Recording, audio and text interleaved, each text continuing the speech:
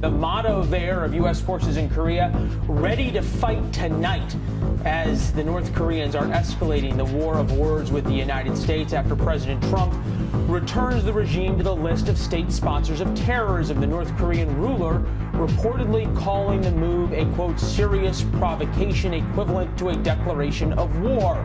Today, the United States is designating North Korea as a state sponsor of terrorism.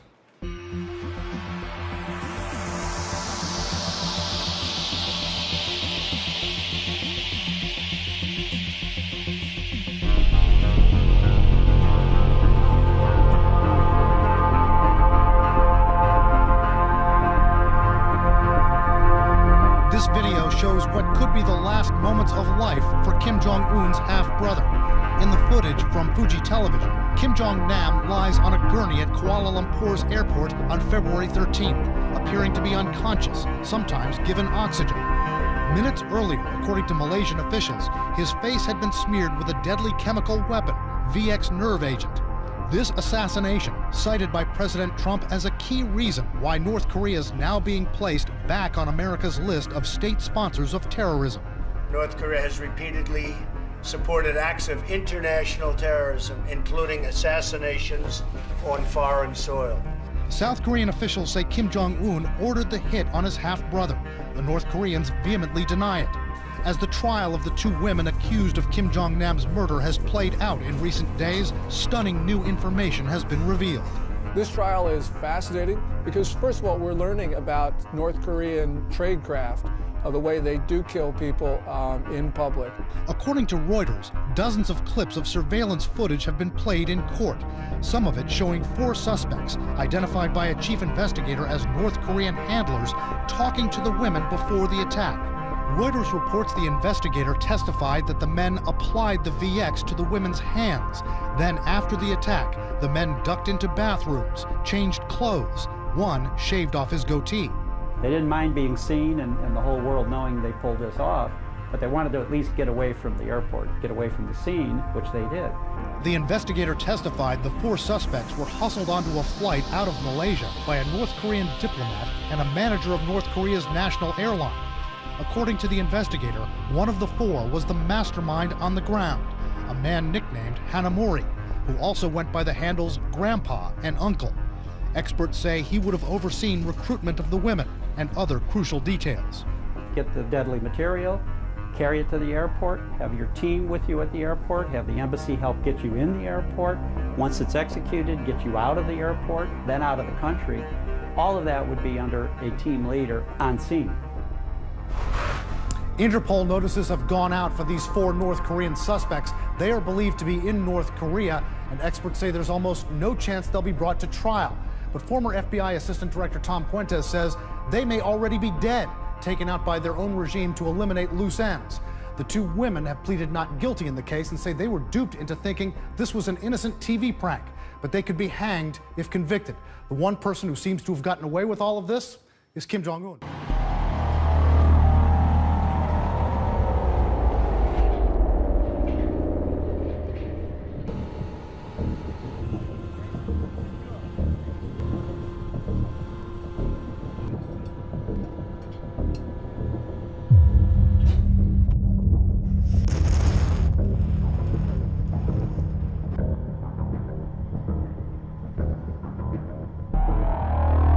Russia's foreign minister has accused the United States of militarizing the Asia-Pacific region, pumping missile defense systems into South Korea and Japan in response to the threats posed by North Korea.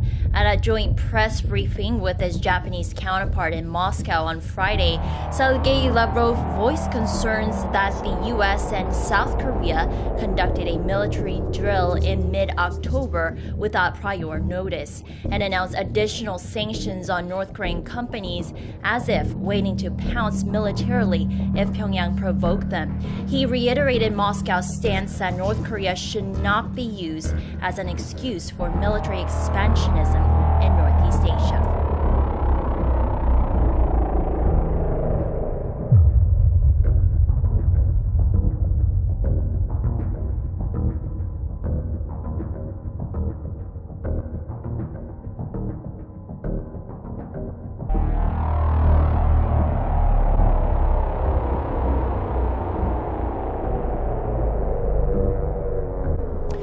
has emerged that North Korea reached out for a dialogue with the United Nations 2 months ago. Isolated for so long, it's possible Pyongyang wanted to object to the international sanctions piling up on it. The regime's attempt, however, was rebuffed by Washington. Our Oh Jung-hee reports.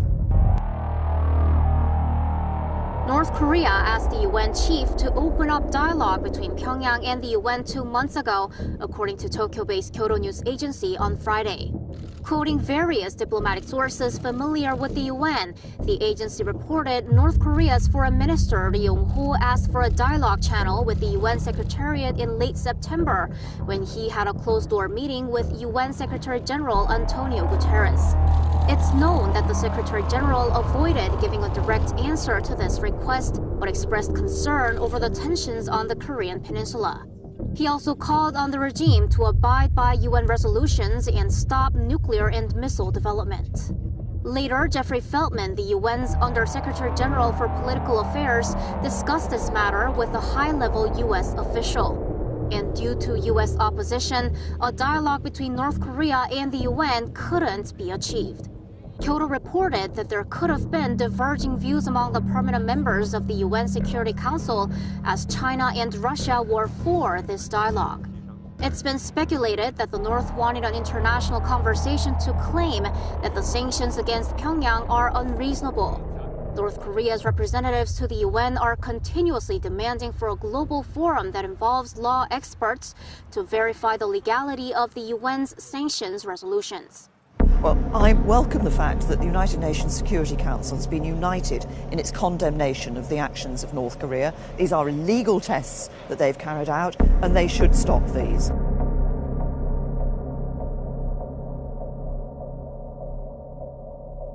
What I want to do is work with our international partners, and I will have obviously the opportunity here in Japan to talk to Prime Minister Abe about these tests that North Korea have been carrying out and how we can work together and with others internationally to put pressure on North Korea to stop.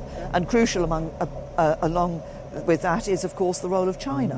I believe that China should be using its leverage with North Korea to ensure that North Korea stops these illegal tests. There are a number of issues that China could look at. Obviously, there's been some discussion of further sanctions in the international community. I think we should remember, as I'm here in Japan today, that this was a missile that went over Japanese land. So that would have been of real concern to the Japanese people. We need to work together internationally to stop North Korea from carrying out these illegal tests.